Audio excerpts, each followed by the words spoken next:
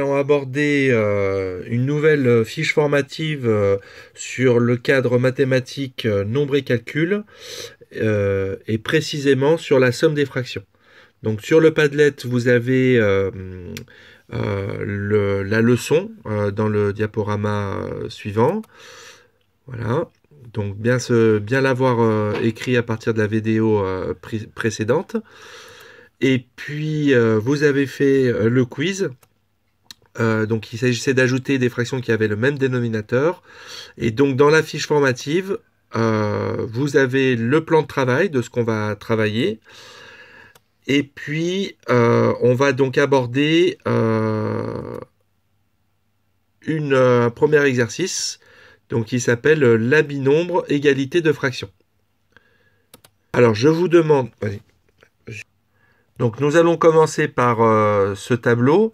Donc je vous demande de le recopier sur votre feuille. Alors vous écrivez donc votre prénom.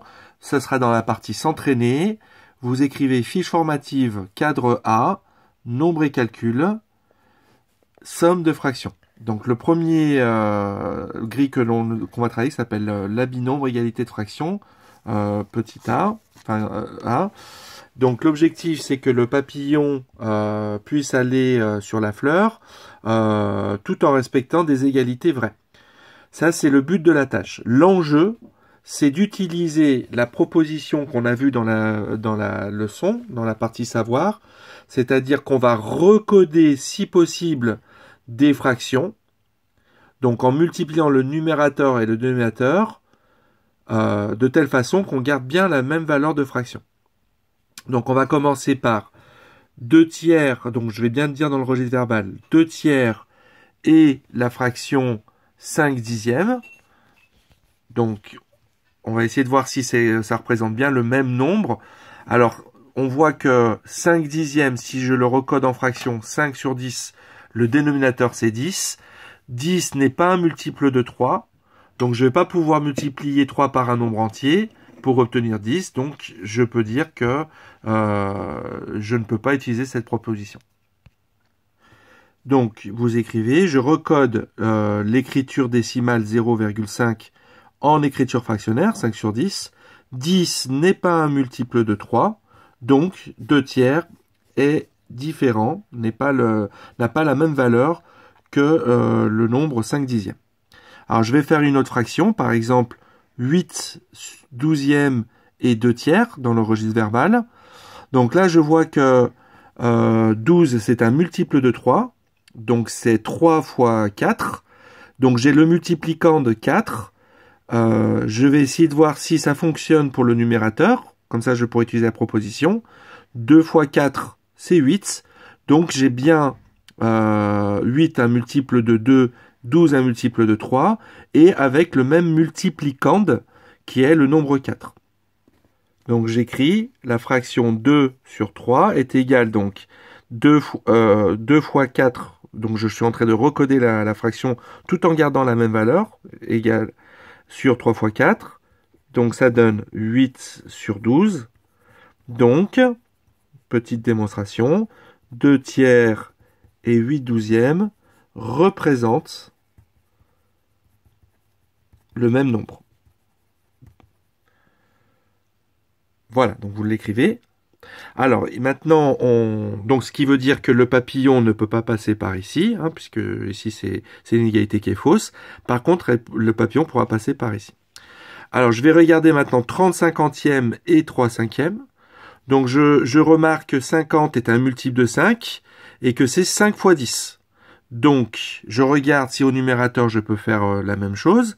Donc 3 fois 10, 30. Donc là aussi je peux dire que les deux fractions 30 cinquantièmes et 3 cinquièmes représentent le même nombre. Donc là je le fais un peu dans l'autre sens pour que vous voyez qu'une égalité on peut la lire de gauche à droite ou de droite à gauche. Là j'ai écrit 30 sur 50. J'ai décomposé 30 en écrivant que c'était 3 fois 10. J'ai décomposé 50 en disant que c'était 5 fois 10. On voit que le numérateur et le dénominateur ont le même multiplicand ici, 10 et 10. Donc je peux réécrire ici que c'est égal à 3 cinquièmes. Donc 30 cinquantièmes et 3 cinquièmes représentent le même nombre. Alors, je vais faire encore une autre fraction. Donc oui, le papillon pourrait passer donc de cette manière-là. Donc ici, 9 16e et 3 quarts. Alors, effectivement, là, on voit que que 16 est un multiple de 4, que 9 est un multiple de 3. Donc, a priori, ça pourrait peut-être marcher. Donc, si on regarde par rapport à 3, 9, c'est 3 fois 3. Donc, ça voudrait dire qu'il faudrait multiplier 4 par 3 pour utiliser la proposition. Or, 4 fois 3, 12. Donc, cette égalité est fausse.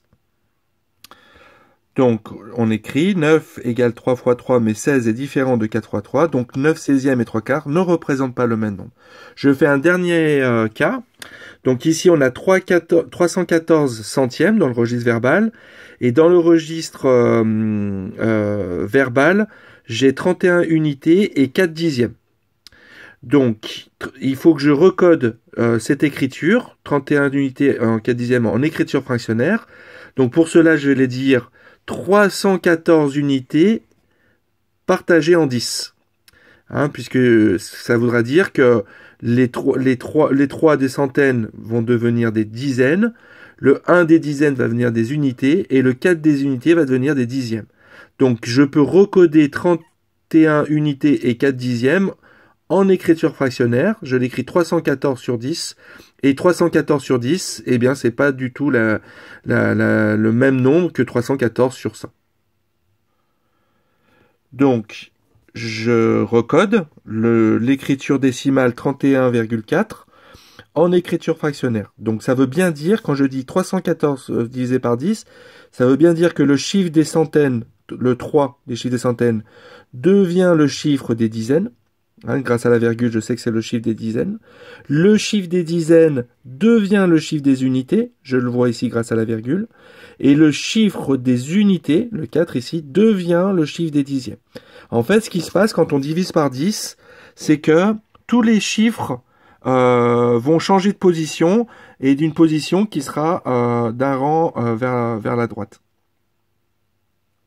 Donc, je vous demande de continuer le travail. Alors, moi, j'ai fait plusieurs exemples où parfois le papillon ne pouvait pas passer.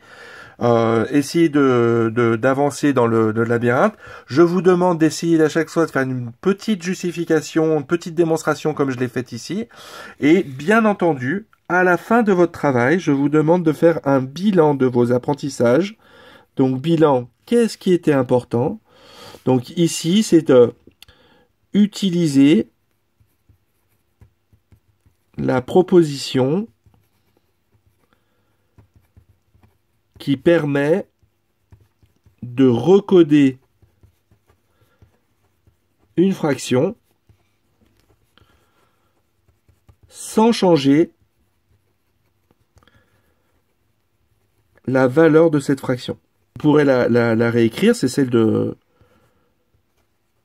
celle qu'on a vue en cours, c'est-à-dire on peut multiplier le numérateur et le dénominateur, c'était le cas ici par exemple, par un même nombre, on réécrit la fraction, mais on ne change pas la valeur du nombre. 2 tiers et 8 douzièmes représentent le même nombre.